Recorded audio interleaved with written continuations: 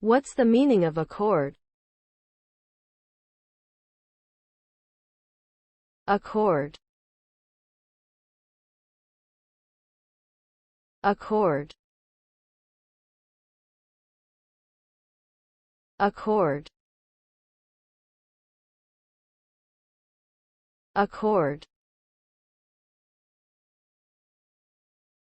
Accord. The word accord can be used as a verb or a noun.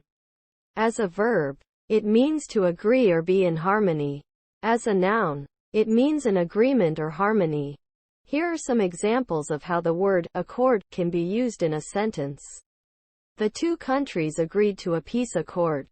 The new dress was in perfect accord with the rest of her outfit. The band's music was a beautiful accord of sound. In general, the word accord is used to describe a state of agreement or harmony.